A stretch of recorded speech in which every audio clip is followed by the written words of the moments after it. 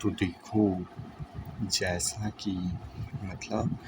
जब भी market crash करेगा तो उसके लिए एक लमसम अमाउंट होना चाहिए हमेशा। और उसे इस इंतज़ार में कि कभी क्रैश आएगा ना इन्वेस्ट करना बेवकूफ़ी होगी, क्योंकि कितने टाइम के परसेंटेज का कंपाउंडिंग छूट जाएगा। इसीलिए उसे जो है इन्फ्लेशन से प्रोटेक्टेड रखना और थोड़ा प्रोटेक्टेड रखने के लिए जो है वही कि मतलब ये जो गवर्नमेंट सिक्योरिटीज़ है, ये जो 754GS2303 करके है,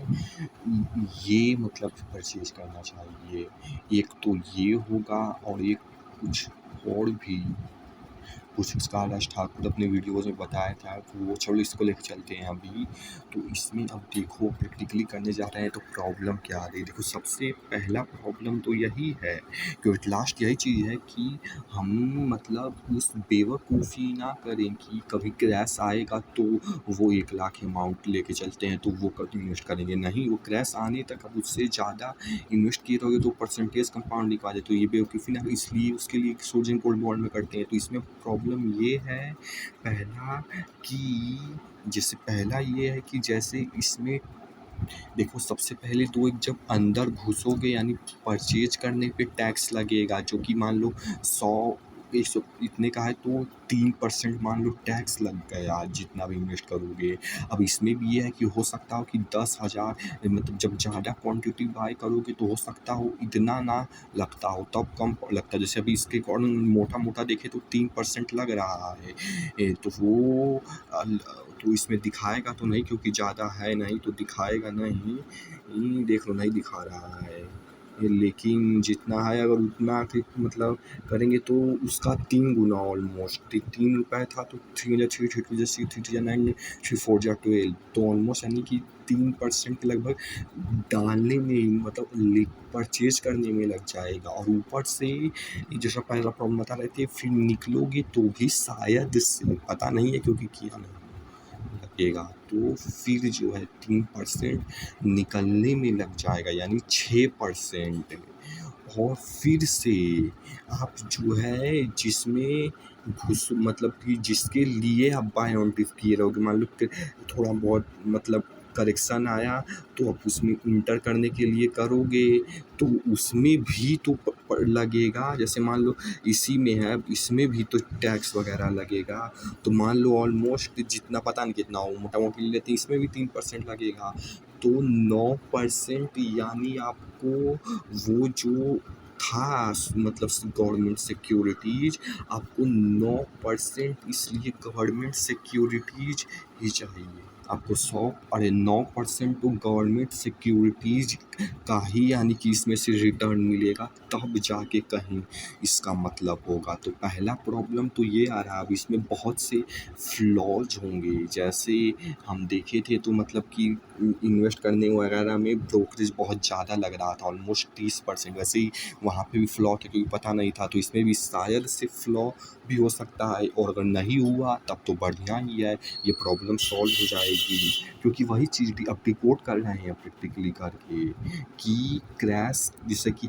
वो आया था, मतलब कि बजट वाले दिन उससे मतलब सब मरा गए थे। इसलिए अब उस सिचुएशन के लिए स्ट्रॉन्ग रहने के लिए कि अब एक बार वो फेस कर लिया है तो उसके लिए स्ट्रेटजी बना के अब हर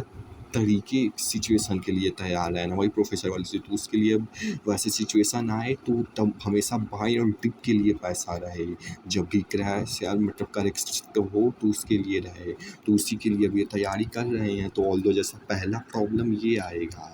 और क्योंकि लमसम अमाउंट कहीं ना कहीं रखोगे तो एक तो इसमें रखोगे, गोल्ड में भी रख सकते हो, गोल्ड में भी, लेकिन गोल्ड पता इन्वर्सली प्रोपोर्शनल मार्केट के कहने के लिए तो चलता है, लेकिन अगर देखोगे तो तुम ट्रेडिंग व्यू के चार्ट में जाके निफ्टी 8% गिरा था और गोल्ड 20 भी उस दिन, अगर इन्वर्सली प्रोपोर्शनल होता तो वो उल्टा 8% गिरा था, तो वो उल्टा 8% ऊपर जाना चाहिए था। लेकिन ये भी जैसा कि हम चार्ट में देख रहे हैं कि गोल्ड 4 जून को जो है गिरा, यानी इन्वर्सली प्रोपोर्शनल नहीं होता है, कहने के लिए होता होगा। गिर रहा है मतलब डायरेक्टली प्रोपोर्शनल है। गोल्ड अगर ऊपर जा रहा है, ये गिर रहा है, ये सच है प्रैक्टिकल। थ्योरेटिकल पेजेस में लिखे हुए गलत होता है, ये सच है प्रैक्टिकल। और इनफैक्ट गोल्ड बॉन्ड्स भी 4 जून का अगर देखोगे, यानी जिस दिन क्रैश हुआ तो गोल्ड बॉन्ड भी ऊपर नहीं गया था, ये भी मार्केट को फॉलो कर रहा था। हालांकि ये निफ्टी और गोल्ड की उतना जो है डाउन नहीं गया था, केवल 1-2% गया था, लेकिन गया था। लेकिन छोड़ो, इसलिए गोल्ड में नहीं करना है, मतलब अभी जितना समझ रहे हैं। और दूसरा प्रॉब्लम इसमें ये आएगा कि वो ये है कि मान लो, जैसे दूसरा प्रॉब्लम ये है कि तुम सोइजन गोल्ड बॉन्ड में पता नहीं कितना % का रिटर्न मिलता होगा। चलो मान लो 8% का रिटर्न मिलता है ना, और अगर यही पैसा अभी 1 लाख का एग्जाम्पल ले रहे हैं, क्योंकि अल्टीमेटली वहाँ वो करना है अभी शुरुआत, ये 100 रुपये यानी एक स्टॉक से भी, एक शेयर से भी हो जाएगा, लेकिन अभी उसका एग्जाम्पल लेते हैं तो ज़्यादा समझ आएगा। तो मान लो 8% जो है अगर मिलता, मतलब इसमें मिलेगा, क्योंकि लमसम अमाउंट कर रहे हैं तो बेवकूफ़ी से बचने के लिए कि इन्वेस्ट ना करें एक किसी क्रैश के चक्कर में कहीं, तो इसमें अगर डालते मान लो अगर इसमें 8% मिलेगा। और जो है अगर यही चीज़ किसी ETF वगैरह जैसे हम इन्वेस्ट करते हैं उसमें डाल देते, तो मान लो उसमें 20% मिला, तो कहने का मतलब ये है कि अब इसमें वो पैसा कहीं ना कहीं 12% कम मिला। तो अब इसके लिए जैसा कि हम, क्योंकि बाय ऑन डिप क्रैश या करेक्शन के लिए, देखो क्रैश वाला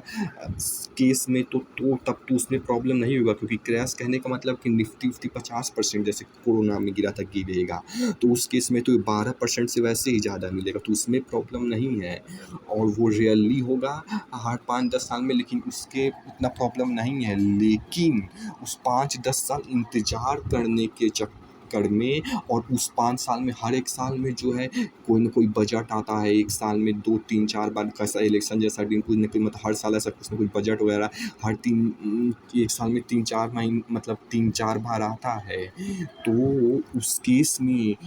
मतलब कि कब डाउन जाएगा, जैसे इलेक्शन वाले डे गया था, देखो ये भी फ्लॉ हो सकता है कि जरूरी नहीं है कि हर में डाउन ही जाएगा, और ज़्यादातर में नहीं जाता है। तो मान लो एक साल में जो 3-4 बार आता है, तो उसमें एक ही बार केवल डाउन जाता है, एक ही बार अगर डाउन जाता है, तो वहाँ पे इन्वेस्ट करेंगे, मतलब इन्वेस्ट कर रहा हूँ, मतलब कि बाय ऑन डिप करेंगे, कुछ गिरेगा ही कुछ % जैसे इलेक्शन में गिरा था, तो मान लो 3-4% या 8% गिरेगा, तो यही कहने का मतलब है वो जो एक साल में करेंगे करेक्शन के बाद जितना, अगर 1-2-3 बार, तो वो जैसा कि 12% लॉस हो रहा था, अगर यहाँ से 18% मिला और वहाँ से जो है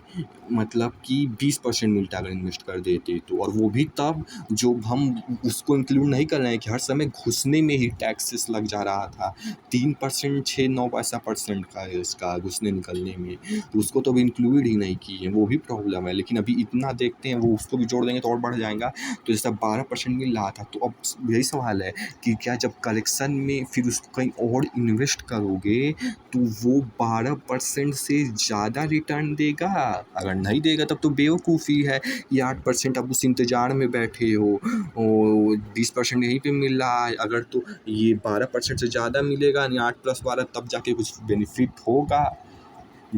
करेक्शन में, नहीं तो क्रैश आएगा जो 5-10 साल में आता है, तब तो प्रॉफिट ही होगा कि 50% डाल रहे हैं। तो ये 2 प्रॉब्लम्स हैं जो कि हमें लमसम मतलब रखने में, क्रैश या करेक्शन का इंतज़ार करके वेट करने में ये फेस करना पड़ रहा है। पुष्कर ठाकुर भी करता है तो वो भी बेवकूफ़ होगा नहीं, कोई न कोई चीज़ होगा, तो देखते हैं जैसा। तो अभी आते हैं, तो देखो ये कुछ प्रॉब्लम्स है जिसका कि मतलब देखना इसमें से कौन कितना गलत है, फ्लॉ है, सही। और इनफैक्ट जिसके पास एक्सपीरियंस है जैसे जिनका, उनसे भी पूछ सकते हो कि मतलब इसमें कैसे होता है, क्योंकि अभी ज़्यादा कुछ पता है नहीं, क्योंकि ये प्रॉब्लम्स है जिसे फेस करना है। और देखो अब अगली चीज़, जैसा कि ये बताया था पुष्कर ठाकुर ने कि जैसा कि उसने स्कैंडल के मतलब गिरा था तो उसके पास लमसम अमाउंट रखा था, अब वो किस तरीके से रखा था, इस तरीके से सोविजन गोल्ड मतलब कि अरे एक गवर्नमेंट गवर्नमेंट सिक्योरिटी में रखा था वो टेंशन में बचने के लिए, या तो उसका हर महीने जैसे, क्योंकि ये भी हो सकता है जैसे हर महीना कोई इनकम करता ही है तो वहाँ से भी मान लो कितना करता है, मान लो अगर तुम कुछ करते हो ट्रेनर और 10,000 आता है तो उसे भी उस वक्त इन्वेस्ट किया जाता है। तो कोई जहाँ से भी आया हो, यहाँ से उसने 50 से 70 लाख कह सकते हैं अलग अलग ETF में इन्वेस्ट किया था, तो फिर अगले दिन लगभग कह सकते हैं रिकवर भी हो गया था। तो उस 50-70 लाख पे 10% की 1% जितना भी बना था तो 5-7 लाख का प्रॉफिट हुआ था। तो ये चीज़ है। तो देखो ये तो ठीक है, तो हम कहना क्या चाहते हैं, इसी चीज़ को तुम 1 लाख से करते तो भी कहने का ये मतलब है कि 10,000 तो फ्री का आ रहा है। इस तरीके से अगेन प्रॉब्लम्स वही है जो बताया था, लेकिन अगर 1 लाख पे फिर तुम्हारी भी इसी तरह से किए होते तो 10,000 मान लो मिलता इस पे उसका हुआ। तो ये चीज़ है। एक तो चीज़ ये है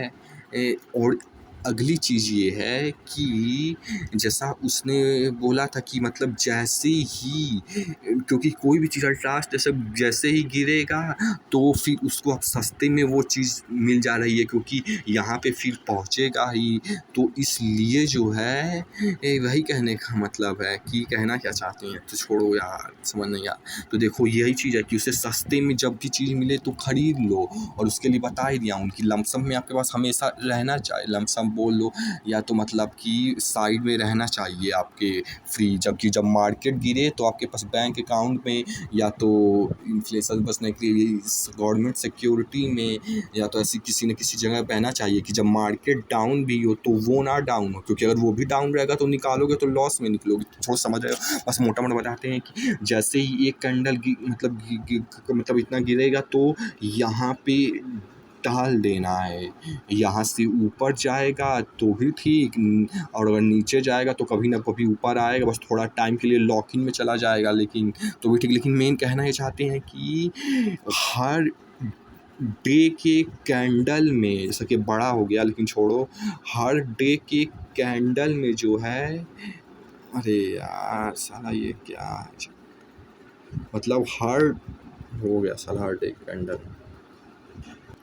हर बार अगर गिरेगा तो 2 चीज़ें हैं, जैसा उसने बोला था कि ETF में या तो अगर SIP मान लो 10,000 का कर रहे हो तो उसे जो है हर दिन के अकॉर्डिंग डिवाइड करके 500 डालो, या तो फिर परसेंटेज अगर ज़्यादा जब मनी आएगा तो कभी उस परसेंटेज का फॉलो करते हो कि इतना गिरा तो और डालो। कहने का ये मतलब है कि एक तो ये चीज़ हुई कि मतलब ये गिरेगा तो डालो, ऐसे 10% मिला तो 10,000 फ्री का मिल जाएगा। और फिर दूसरी चीज़ ये है कि ऐसे हर कैंडल, जैसा हम कोरोना के समय में जब क्राइसिस आएगा तब का बता रहे हैं, हर कैंडल डे पे गिरता जाएगा, हर एक दिन के गिरने के आखिर में जो है डालते जाओ, क्योंकि हमें एट लास्ट वही जितना 50% जब गिरेगा क्रैश तो हमें वहाँ पे मतलब कह सकते हैं बॉटम पे डालना है, ताकि जब वापस मतलब अपने जितना भी उसका हाई था वहाँ तक जाएगा तो यहाँ पे जो 1 करोड़ इन्वेस्ट किया था उसका यहाँ पे 1 ही करोड़ तब भी रहेगा। लेकिन क्योंकि तुम यहाँ पे 1 करोड़ किए रहे थे तो तुम्हारा 2 करोड़ होगा, लेकिन इसके लिए तुम्हें पता तो नहीं रहेगा कि अब बॉटम कहाँ, इसीलिए क्योंकि ज़रूरी थोड़ी कि यहीं से रिकवर करेगा, कहीं से भी वापस से बाउंस बैक कर सकता है। इसीलिए हर एक दिन में जो है, जैसे यहाँ पे मान लो 1% अपना अमाउंट लगाए, यहाँ पे मान लो अपना फिर 2% लगाए, यहाँ पे निकला नीचे आया तो फिर अपना 3% अमाउंट यानी 3 लाख लगाए, यहाँ पे आया तो फिर 4% यानी 4 लाख लगाए। ऐसे ही जब यहाँ पे एकदम 50% पे आएगा तो 50% अमाउंट 50 लाख, अब जितना भी हो, जितना कैपेबिलिटी बन पाए तो उसके अकॉर्डिंग। कहने की मतलब है कि हर एक कैंडल पे हर एक दिन को मतलब डालते जाना है, क्योंकि एट लास्ट पता नहीं होगा कि आखिर बॉटम कहाँ पे बनेगा जहाँ से बाउंस बैक का। तो ये एक चीज़ हुई, और मेन तो ये चीज़ हुई, और ये कि इस तरीके से जब भी आएगा तो फ्री का मनी मिलेगा 10-10 हज़ार यानी 10%। अब जितना भी अभी ये 100 रुपये जो है इससे टेस्ट करो, क्योंकि अगर इससे बन जाएगा और इससे हो जाएगा तो उससे भी हो जाएगा, और इसमें वही प्रॉब्लम्स आएंगी जैसा बोले थे पर 2 हुए कि एक टैक्स मतलब लगेगा निकलने घुसने में ही इतना ज़्यादा लग जाएगा, और दूसरा ये कि अगर वहाँ से केवल 8% मिलेगा और वहाँ से 12% से ज़्यादा ऐसे बाय एंड जब क्रैश, अरे